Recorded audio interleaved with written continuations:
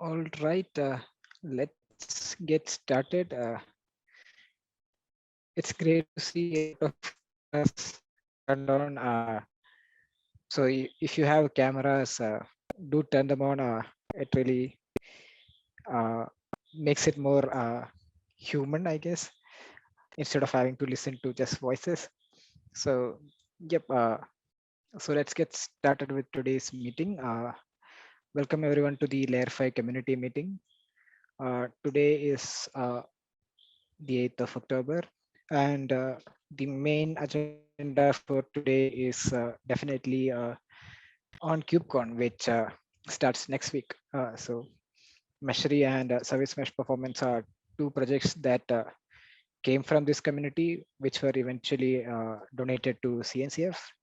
And we have project office hours for both projects, as well as we will be represented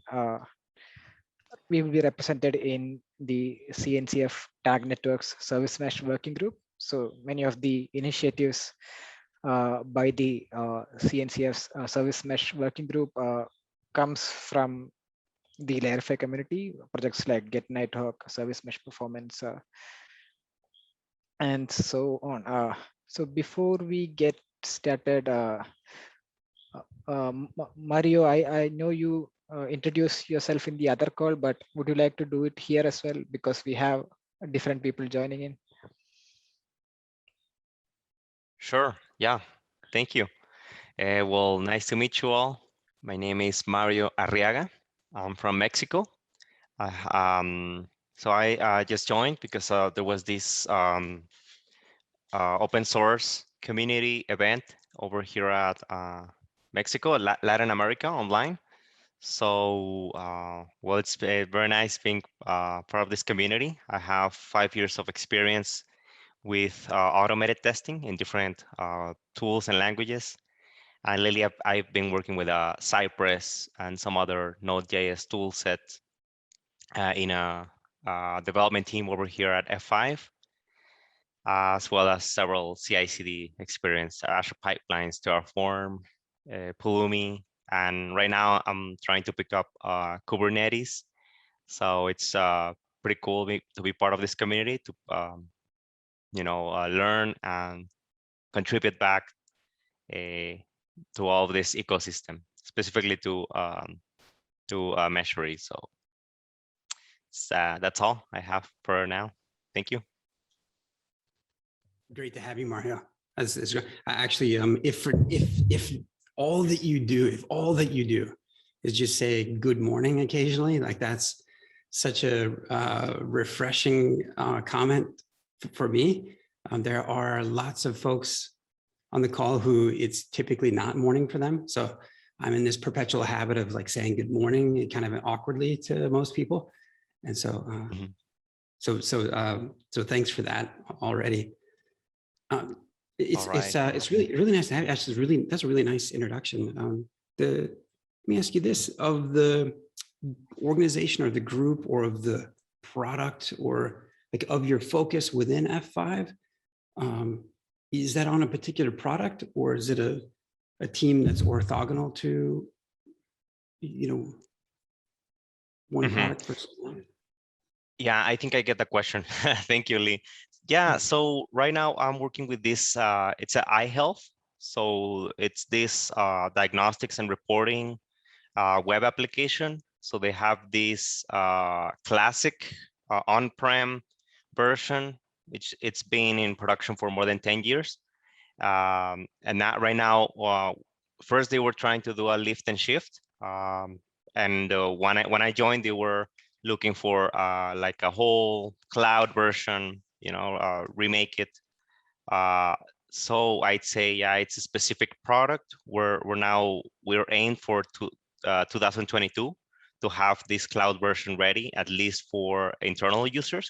So F5 develops or offers hardware and software for application delivery, networking, security, and cloud automation. They're trying to do a lot of things, and right now we're trying to make our customers to have like a really seamless experience, because they have the opinion or the perspective that the products are like very separate. They're not Sure. really cohesive.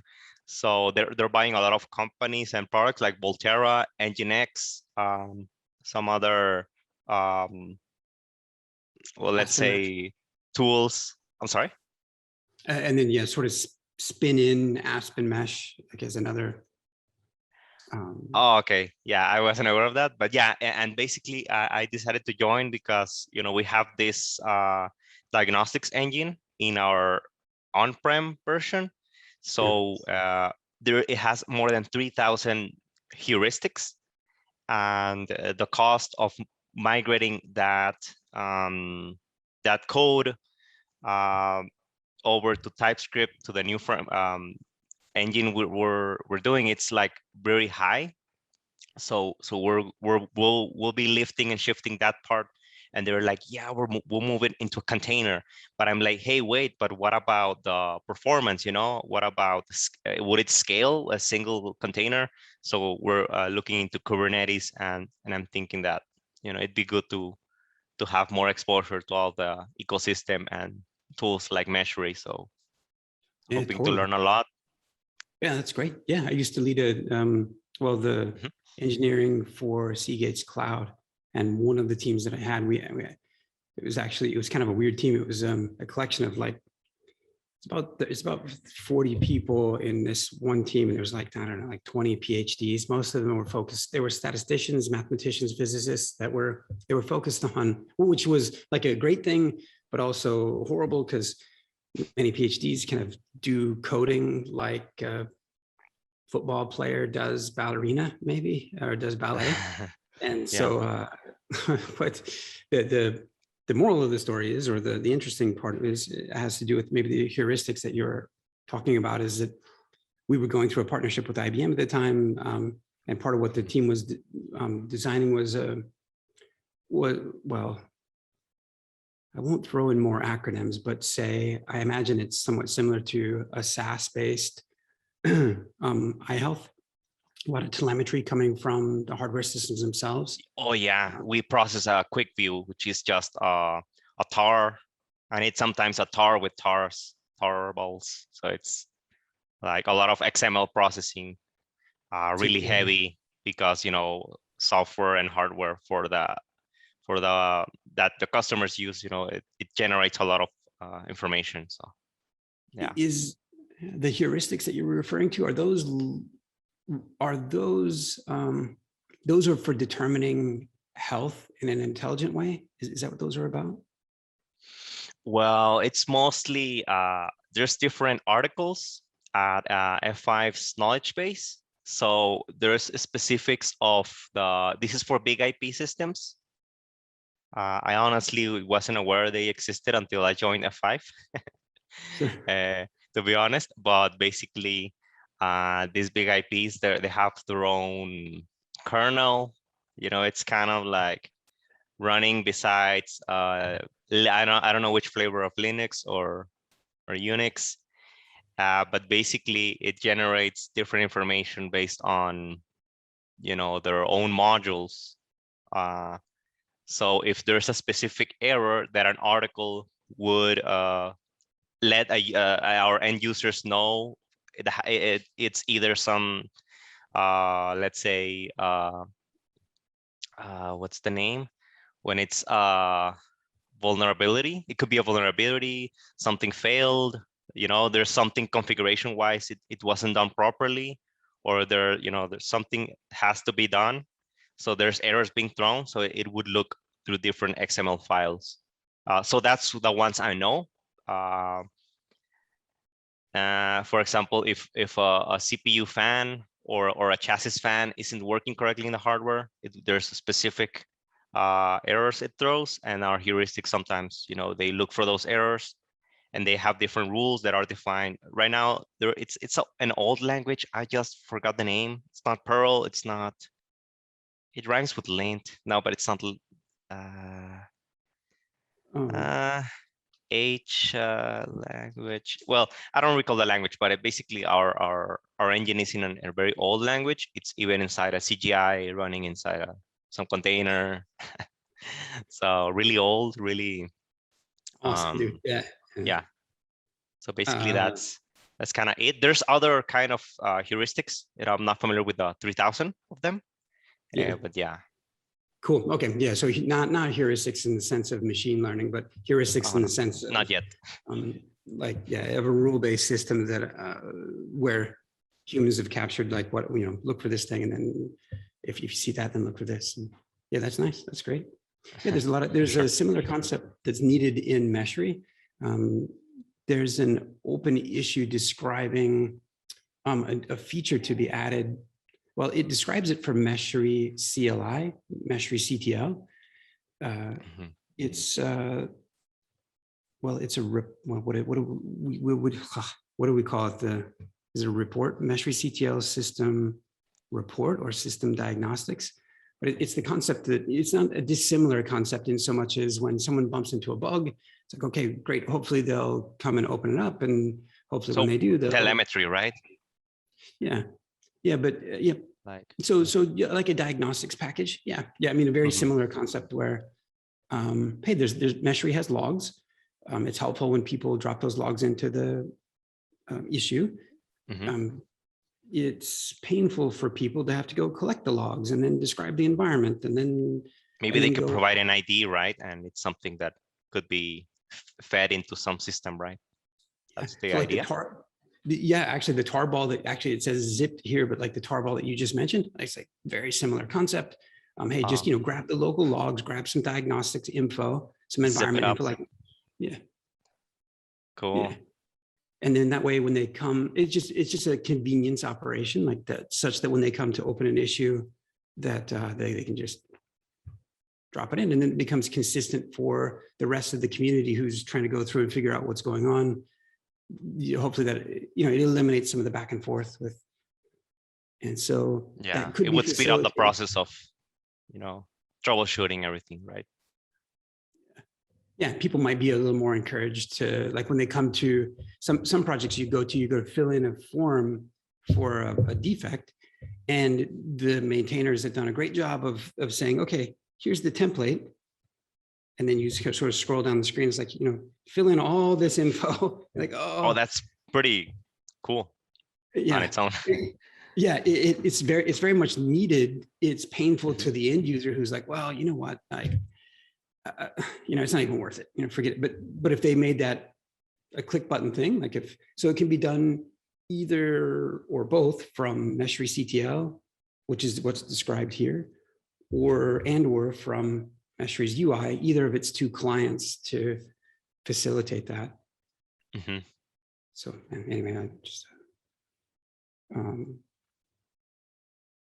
yeah, it's things like that, like eye health, that aren't why people come looking for big IP. That's not why they come looking for Meshery, for the product, but it is in part why they might stay, because It enhances their experience, right? Even if there's an issue, right? Just to make it simpler. So since we're totally putting Mario on the spot this whole time, there's this coming week, there's the recently renamed bi-weekly call Meshery. I think it's the build and release meeting. It's on Thursday at 1:00 Central. It is a great place to like peel back the layers on integration testing on site. Like it's on Cypress, which is great, really helpful for our integration testing on what we're doing there, have an understanding of like what we're missing. There's a test plan that's currently in a spreadsheet today. There's a document called test strategy, which has really like no strategy defined in the doc today. And it's not like it needs to drone on for a long time. It doesn't really need to, but it would just identify some things like, hey, we do a lot inside of GitHub Actions. There's a lot of workflows that execute. Those are really helpful, particularly for ongoing unit and integration testing. We can spin up a Kubernetes cluster within, as a PR is sent in, we can spin up a cluster, build that code, execute that code, all within the same, all before we merge. But, and a lot of that infrastructure is there. There are too few people involved curating it and adding additional approaches to the additional tests or approaches to the test. That's like Cypress in particular. Like we just dipped a toe into the water like 6 months ago or something, and then no one has come over to grab it by the horns and wrangle it. So it's good you're here. It's great. So thanks for signing up. Sure. It's glad to be here.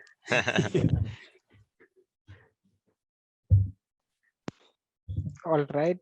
We have one more newcomer on this call. Niku, would you like to introduce yourself?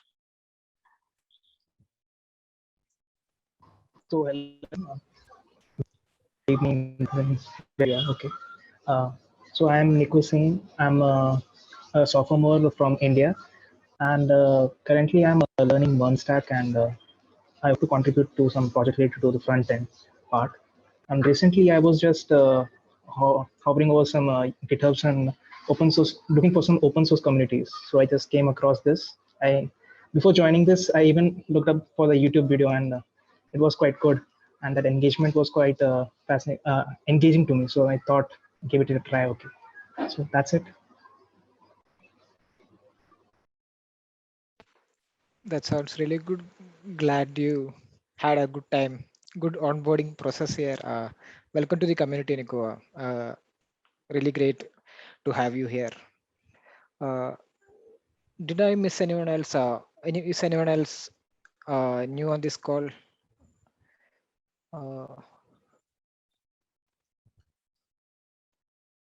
If so, please introduce yourself over chat or turn on your mic and introduce yourself. All right. So we have a couple of announcements today. So Nitish Karthik, who has been contributing to Mashri for a while now, was nominated as a maintainer, and I think it's time that we announce all the positive responses from everyone, and that he is now Mashri UI maintainer. So congratulations, Nitish. Nitish, would you like to take the stage and say a few words awkwardly on that? This wasn't what I was expecting to be. But yeah, I'm really glad that this happened. Like I always try to be I always try to own Meshery. I mean, like not in a good way. I mean, like I feel that Meshery is I treat Meshery as my own project, and I try to do everything that I would do to keep it up and running. So I really don't have anything to say right now, but yeah, I'm really glad. Is an important concept, and hopefully those, all of you that are on the call end up with this feeling either immediately or very soon that there's a bunch of stuff to do. Meshri as one of the projects that are here. Meshri is one of 2 CNCF projects that we've donated recently. We got Get Nighthawk that's underway as well. Those won't be the last projects. Meshri itself has quite the roadmap. It's intentionally at a .6 release. Suffice to say, there's a ton of things to do here, and it'll take more than the number of people that are on this call right now. It's important that you do get a sense of ownership. You're going to screw things up, so you'll follow my lead in this regard. You'll screw things up, and that's okay. But that's part of what it takes to become an owner of the thing or form an opinion about the thing. And if people aren't doing that, if people don't feel like they're welcome to do that, we're going to fail. So little did Nitish know, that's in fact at the core of why it is that he was nominated for a maintainer role and why it is that he was overwhelmingly, ushered in, or that nomination was. And that's like, it's for any number of other reasons, but like one of the central themes to what Nitish had done was to say, wait a second, like this is amazing. There's a project here that's got 300 something contributors to it already, and just went into the CNCF and is just off to do even bigger and better things. But it looks like any number of these contributors have been kind of focused on here and now, on like the thing that they're trying to accomplish, and not taking ownership, not stepping back and saying, wait, that may not be good. While that accomplishes this issue and we can get this PR merged, is that sustainable? Is that consistent with the rest of the code? Would I want to come back to this a few months later and be responsible for that? Like, and that's the tack that Nitish was taking. It's not only that he was taking that tack, but also performing that work, like, putting his fingers where his mouth is. That's a thing. And yeah, so people generally don't, like, suggestions generally don't get rejected around these parts. They usually get embraced. And I think sometimes maybe that surprises people because things are suggested but not followed up on necessarily. But that's okay as well. Like, just because you're suggesting something doesn't mean that you need to go, do it. And I mean, like, there's some ground, I don't know, like most of you on the call already kind of know these things or have felt them, but there's other norms about the community that are healthy to understand. One is, it's okay to call our babies, these projects, ugly. Like, if that's the case, they need to be called ugly. We need to poke holes in them so that they aren't like that. One of any number of potential downfalls for the projects, one is bugs. It's like, features attract people, bring them in. Meshery does what? Manages how many service meshes? Like, that's ridiculous. There's no other project in the world that does that. None. Nor will there likely ever be. Not to the degree that Meshery will. It's pretty unique. That's a pretty cool statement to say, and to say it factually. Okay, we should go contact the Guinness World Book of Records or something if they really care. Boy, if Guinness, if they actually tracked software stuff, that'd be a thick book. But point is, there's some awesome things that we're doing. Grab a piece of the projects. There's a bunch of edges to latch onto. Call it ugly, beat it up, poke the holes in it. If you don't know Golang or React, then I'm sorry, no. If you don't know either of those two languages, first of all, you don't need to do any coding. Oh, dear Lord, please, someone go be a whiny user. Someone go over and try to use the thing and stub your toe on an issue and then complain about it. Like, that's really helpful. It really is helpful. And then Mario will go write an automated integration test to cover that next time. But it is really helpful because if you don't stub your toe, someone else will, and they may not take the time to complain about it. And that issue will just perpetuate. People will have a bad experience. They'll tell their friends will tell their mom will tell and then a word will get around. And instead, hopefully the word that will get around is like, oh, it didn't do everything I needed for it to do, but it was delightful, or like, it worked. Boy, I really wish they would do this. And it's okay to say that those are roadmap things. So yeah, anyway, random. Yeah, I don't know. Navendu, where were we before we? We were congratulating Nitish. Nice, all right. Yeah. So Nitish, congratulations again. So I think let's get on to some topics. We are already almost half an hour in. So the main topic for today is Meshery and service mesh performance at KubeCon. If you joined the call a little late, I was talking about Meshery and SMP being two projects from the Layer5 community, which were donated to CNCF a couple of months ago.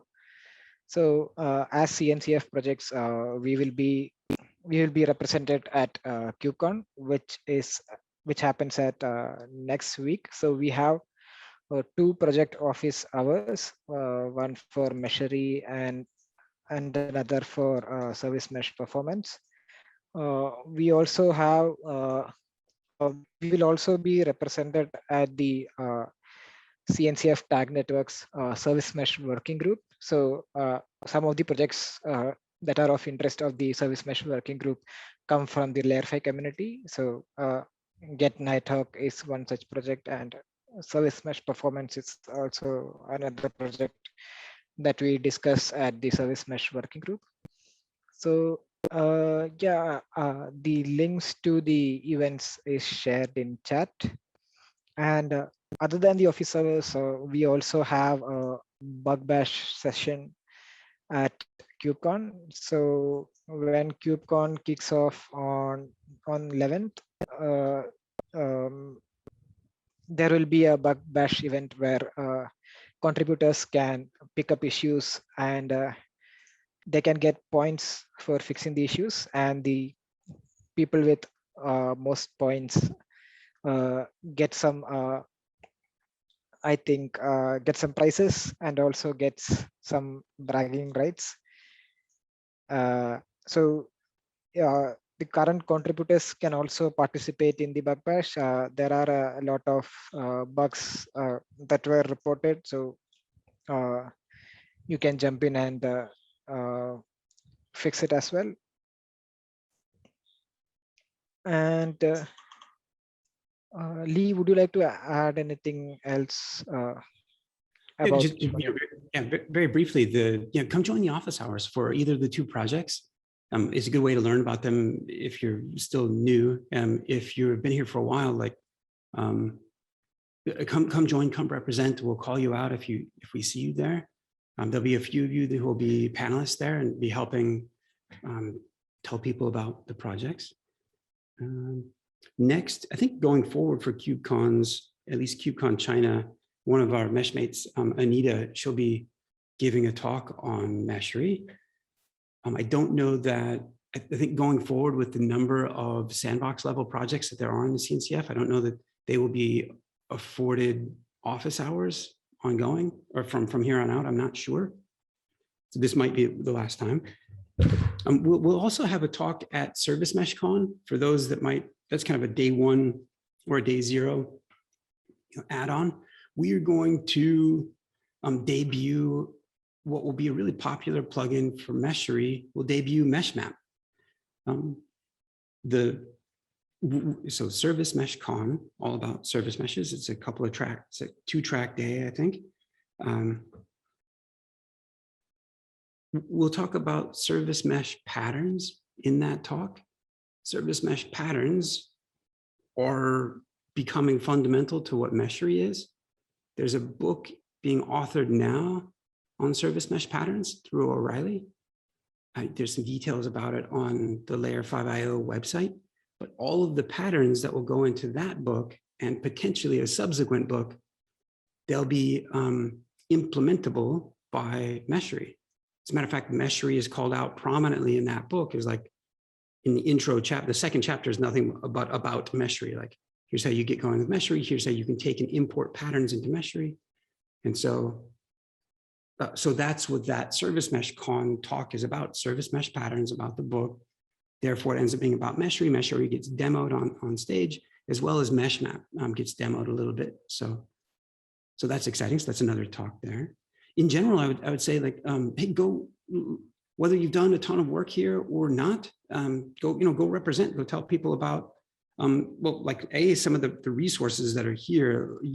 All of you, like Suhani's on the call, have assisted with or led the way on the interactive labs that are free on this site. There's a book, one of the books here is free, actually 2 of them are free. The other 2 books that aren't free, we're not selling those, O'Reilly is selling those. And then we're gonna announce the learning paths, right? Soon we're gonna have brand new learning paths. Those are gonna be really cool. Eventually, we'll let people certify their service mesh knowledge on those, and it won't just be just Istio.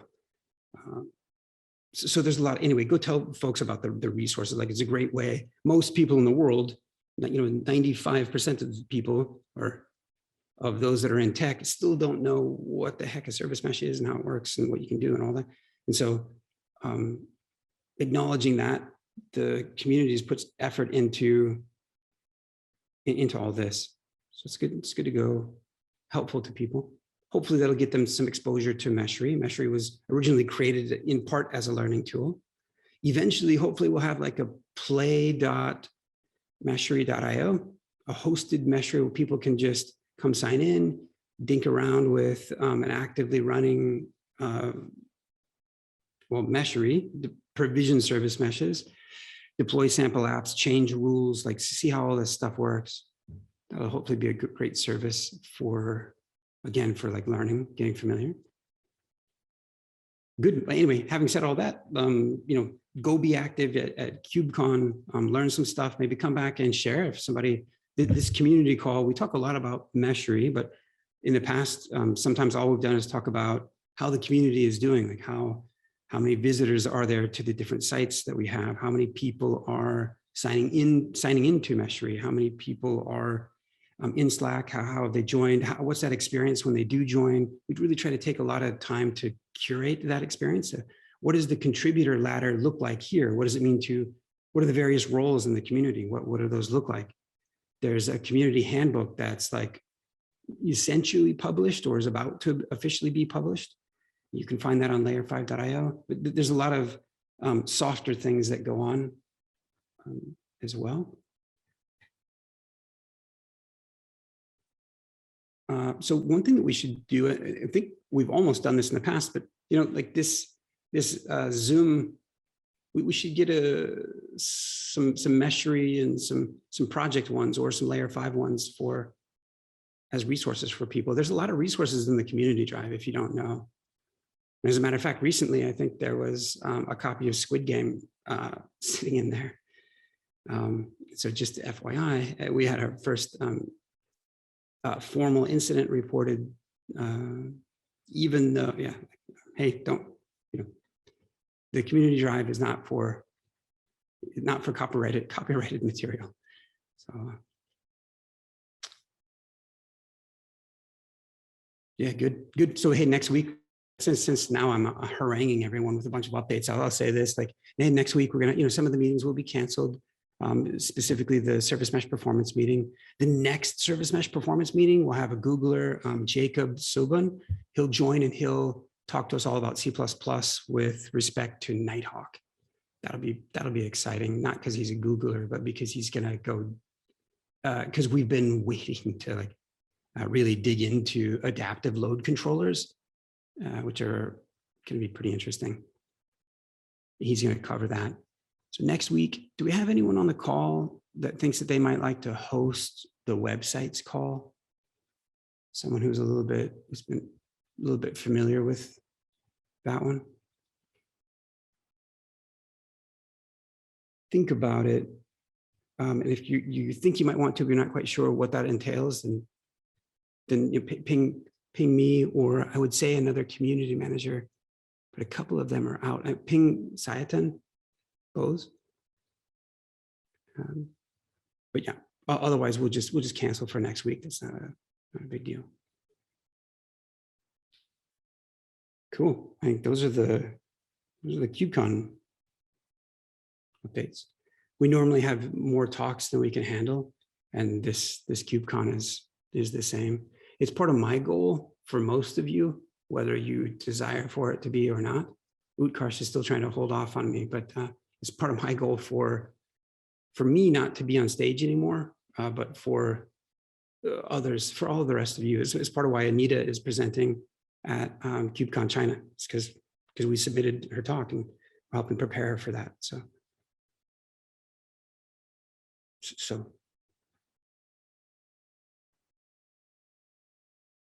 cool. We'll also, I don't know how many of you know Mritika. She's a director of cloud native engineering at Intel. we'll probably nominate her as a maintainer on SMP. So there's a couple of SMP maintainers that are on the call now. So just heads up to start thinking about that. And that's it for me. Yep. Thanks, Lee. So I hope to see you everyone at the project office hours at KubeCon. So we also have an update from Darren on Helm charts, installing Meshery with Helm charts. So Darren, would you like to talk about it and hopefully share your progress with the Meshery CTL update? Yeah, sure. First, can I share my screen so that I can explain things a bit better? Yeah, always, yeah. Okay.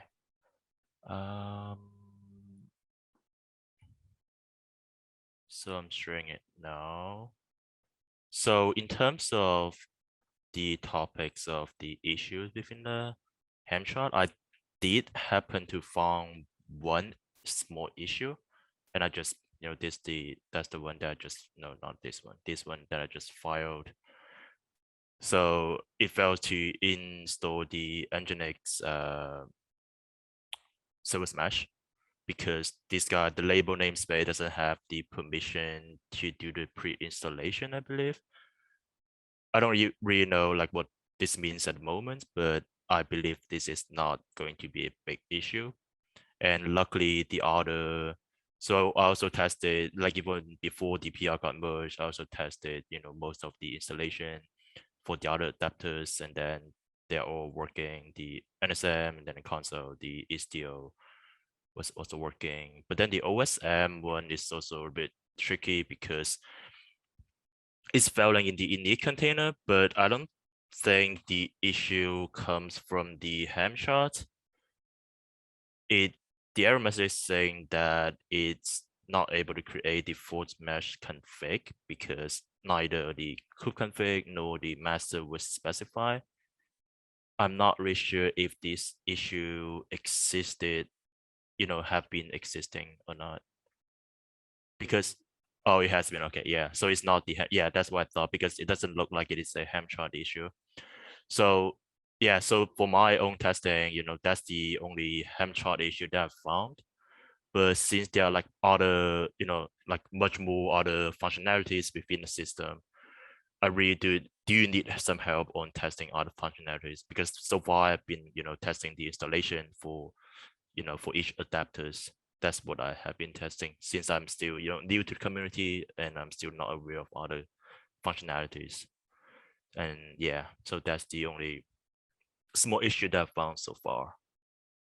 And in terms of the progress of using those Helm charts in the Meshery CTL, I did have something to share. So for the current implementation, so how it works is that we download the manifest, to the file system of the user in some specific folder. Let's say, this YAML file, and then we call the function to apply that specific YAML, one by one. First, we do the Meshery, and then the operator, and then all the adapters. And yeah, we use, there are a couple of functions called apply, manifest. This one is specific to the operator, and then to install the certain, like all the resources that we have.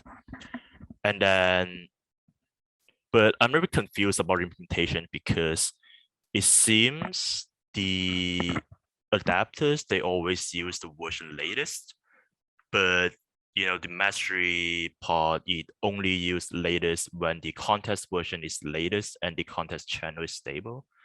That's the part that I'm a little bit confused, like why it is this case. I can show you the source code that I'm referring to. So yeah, here's the part. So basically we changed the, so actually we got this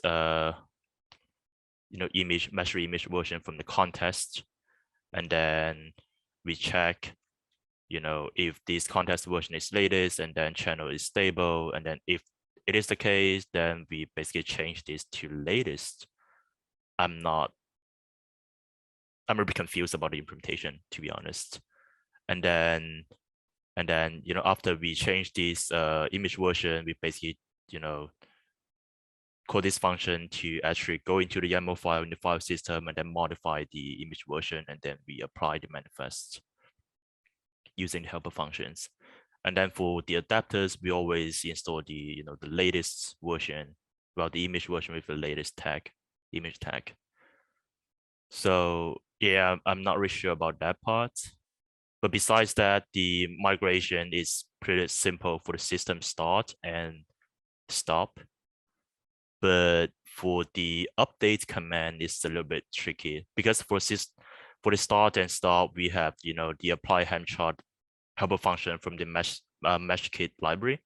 So under the hood, it's basically just equals to this ham install release and then chart. It's basically the same as this command that we do manually. So we don't even, so with this helper function, we don't even need to download the ham chart into the file system of the user. I think it's a bit cleaner because we don't need to mess with the file system for the user. So, but for the system update, traditionally with ham we can do the ham upgrade command, but we need to refer to the same release name, and then we can change do this -- set thing to change whatever values in the values.yaml file to update the ham chart installation. But the thing is that for the current implementation, we don't really have a helper functions to help us do the ham upgrade. So I was thinking to add a helper function to the mesh-kit library, let's say, upgrade ham charts to basically support this command so that we can keep supporting this system update command that we have been having. So in a word that I think I do have a clear idea, well, I have the implementation for the start and stop, but I still need a little bit more time for the system update because it requires some implementation for the mesh-kit library, and then also need to refactor a bunch of existing implementation using all those manifests. And then that's the only part that I'm not clear about is the image version. So I'm not really sure if anyone in the code that can explain a little bit about the image version that I just talked about in the current implementation, because I don't want to screw up the implementation by not understanding it, like why we had it before. Yeah. So the measure image and the adapter images are released separately, so they have different version tags.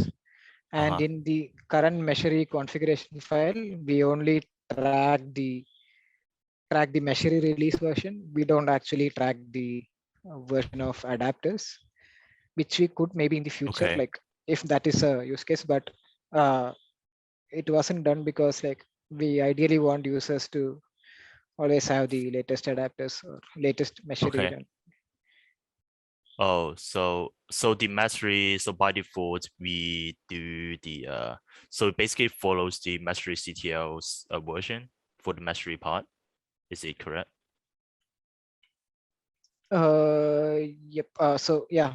So basically, yeah, you can change the version in the measure config file, and yeah, that the Docker image that was released at that particular version will be pulled. So okay. That was the logic behind it. And since the adapters are released separately, they don't have the same version as they So don't have the okay, so the adapters, they are always in latest.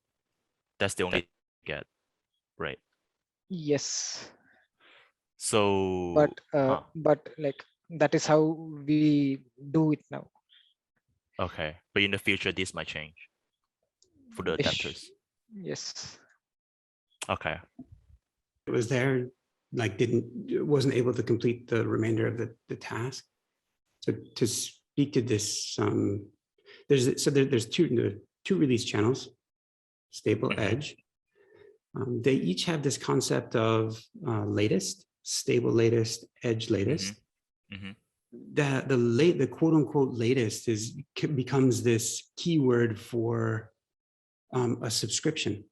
The notion being what Nibindu was saying is that ideally actually it's kind of interesting in the time that we've done this, Docker desktop or Docker rather has changed their free version of Docker desktop. Like if you're going to use the free version, you'll be forced to upgrade. And it makes sense, like they're sustaining costs and things. And so for Meshry, it's kind of the same thing. We want to get people on the latest stuff. One, because bugs are fixed. Two, because there's new functionality. And so yeah, by default, when you create a context in your mesh config, well, by default, it would be you'd be subscribed to the stable, channel, and then subscribed being stable -latest. And so good, people can switch between channels if they want to. If people want to pin to a specific version of any of the components, Meshry server, the adapters, Meshry operator, and so on, the goal is that they can, and that they would manipulate either, like that they are ideally just manipulating their mesh config, the config.yaml that's in their user's home folder. And so the implement, so there's a handful of, there's about 3 or so folks contributors who'd worked in this area. Maybe one of them had understood kind of the full thing of what we're trying to do, and the other, anyway, the implementation is incomplete. It's a little bit messy, to be honest, in this, using all the Helm chart, all the manifests to do the installation. When I look into the right, that's one thing. By the way, to your other question about the notion that, or hey, why are we writing to a file system when we could avoid the complexities that are involved with like keeping deployment files local? Well, and that's a great point.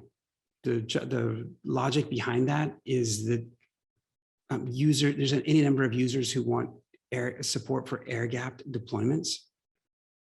And so they'll need deployment manifests. I use the word manifest in that broader sense of like whether it was Docker Compose, that they'll need those, local.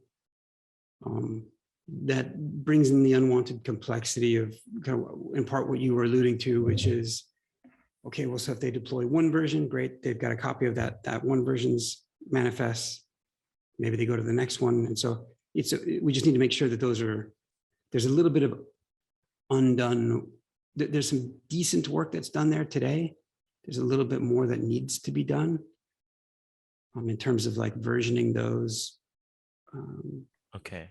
So we do want to remain the part that, downloading the Helm charts. Well, since we are now moving to Helm charts, so we do want to download the Helm charts. Okay. Yeah. Now it's a little bit funny though, like based on what I just said, it's like, well, wait, if you're in an air-gapped deployment, like how are you going to download them to get them on? It's like, well, it isn't so much the download part as it is the source them locally part.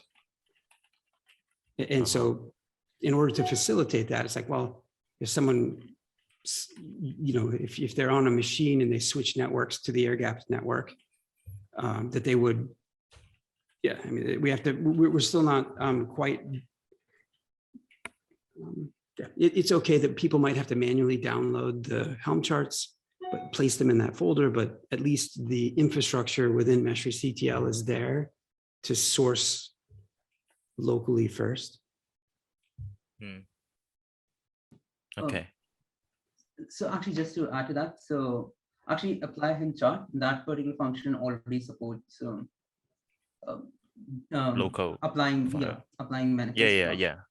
I was saying that it also supports getting the Helm chart from online URLs, like without like avoiding download the Helm chart, because I didn't really know the idea behind download the manifest, but now I do understand after Lee explained that to me. Okay.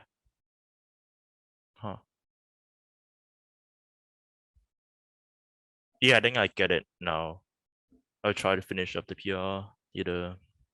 Well, probably I need to wait until we can, well, yeah, Sunday. I can submit a PR by the end of Sunday, I believe. Like to cover, to fix the entire thing, like the system stop, and then the update command. Also for update, actually instead of creating a new function, we can have a new attribute in the struct that apply him chart takes, is upgrade. The reason for doing that could be that would be that a lot of things apply and chart does right now, which we will have to replicate in upgrade hem chart, like referencing local hems, and so there are tons of things that apply hem chart is capable of doing right now. So if we can just extend that particular function to also be able to do upgrade, if the user of the function has asked to, then probably that would be better because it's building upon something that is already there. Yeah, but there are two different functionalities, right? So I thought, isolate them would give a little bit cleaner implementation, like in terms of the implementation itself. Yeah, we can certainly, extend what we have in the apply hem chart function or the API, what we call it, right? But so yeah, so this is the apply hem chart, and then I trace it down to the end of the code. It basically use the hem API, well, the hem library from hem itself. So they have a Golang library, and then at the end of it, just basically use the create this hem chart, and then action config.init. That's how it do the hem install, from the code wise. Yeah, I can do it that way. Really up to like what we really want. I think that, it's probably a little easier to be dry, to not repeat ourselves if we're augmenting with an is update parameter. Which it's kind of interesting because it's sort of the same line of questioning that we're asking ourselves here in like a separate function versus augmenting augmenting what's there. It's like kind of the same thing with the charts versus Kubernetes manifests. Like the more there's less surface area to get things wrong. More like, well, if you look at the the ham implementation for the command, so they have like install.go and the upgrade.go, which matches to ham install and ham upgrade. There are two different objects. So these run, well, they both implement the same interface, right? Golang interface, but then it's coming from different objects. So this guy certainly coming from the install objects that owns this run method, and then the upgrade we have the same function signatures, but then it's coming from the upgrade objects. So there are definitely some certain benefits of separating different implementations, because at the end of the day they are different things, right? But well, in my opinion, that's better, just my opinion. So, but I can also take some, or I can add the implementation first, and then whoever are familiar with the code base, we can discuss in DPR. Actually, when I was working on apply him chart, I did notice that actually that is the reason that this generate action, you would say upper order function, higher order function exists, because it's abstracting out, doesn't matter what action it was, it tries to abstract that. So I did notice that, they in fact at some places upgrade and install, they differ also, but to the extent that our use cases are or were, we were able to successfully abstract that out and put that behind a generic interface. So probably the reason, as far as I could think, after looking, I also actually referred to Helm's code. So as far as I could think, the reason they had different structs is because there is an overlapping, but for some functions, the interfaces actually differ. So for them, probably it made sense to have different structs so that they Mhm. can keep the implementation separate. But for our use cases, like which are pretty minimal, it it hasn't yet it hasn't yet sort of came back to bite us when we are actually putting it behind a generic interface. That is, we are just creating a broader function. We have tried to abstract this out in this particular function generator action. I hope that makes sense. Okay. Okay. Yeah. So with that, actually this it could be used for upgrade as well, right? Because it only takes the name from the contest. Is okay. Yeah, I can. Yeah, from the charts. The chart. Oh, okay. Yeah, I can use. Yeah, I can try to update the system update command to use the same functions to see if it works. If that works, then I don't really need to change anything from the mesh kit library. Okay, thank you for the pointers. That's really helpful. Nice. Yeah, I think that's all I have, for the ham charts. So please, let me know if, I know there are some other people also testing the ham chart installation. Well, not the installation part, but after using ham chart to install the system, I know there are, Lee as some other people that are more familiar with the system to help testing that. So please let me know if there are any issues. But that's the only one that I found so far. So yeah, I'll stop sharing.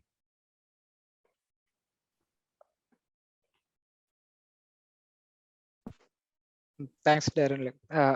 Still now, I didn't face any issues apart from the OSM install that you mentioned. I will keep on testing as well.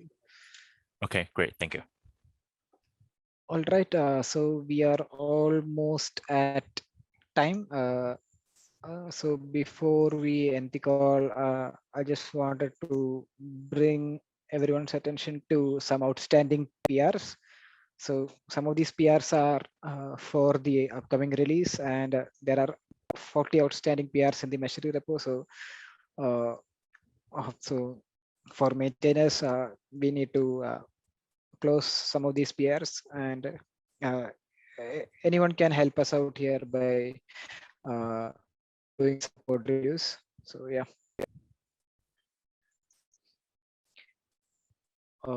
Anyone else have anything else to discuss before we wind up?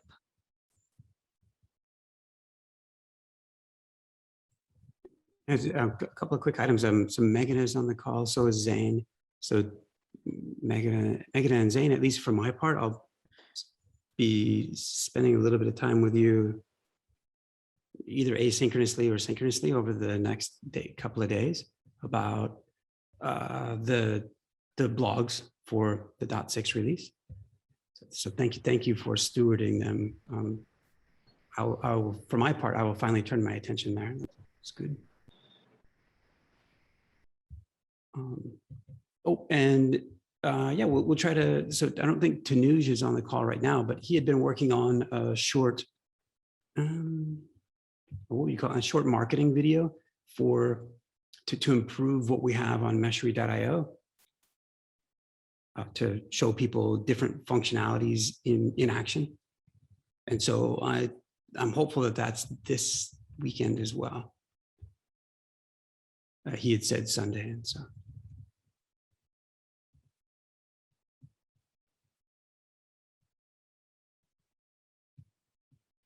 Nice, good.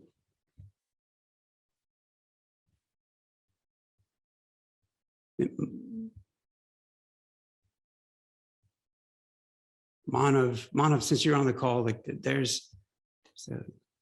might be a couple of items to talk to you about.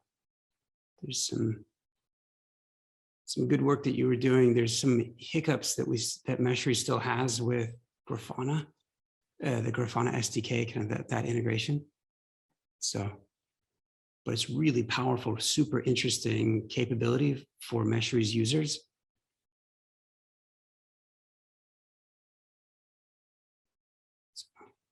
Cool. Thank you, Darren. Thank you. Bye. Nice. Vivendi, that might be about it. You know, I don't know. We would some of the PRs you need to be rescheduled.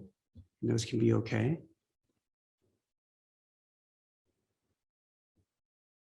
To the next milestone. Yep. I'll try to go through some of these and do that as well. All right, everyone. That's it. Thank you for joining this week's call. See you next week at KubeCon. Bye. Bye. Thanks. Bye.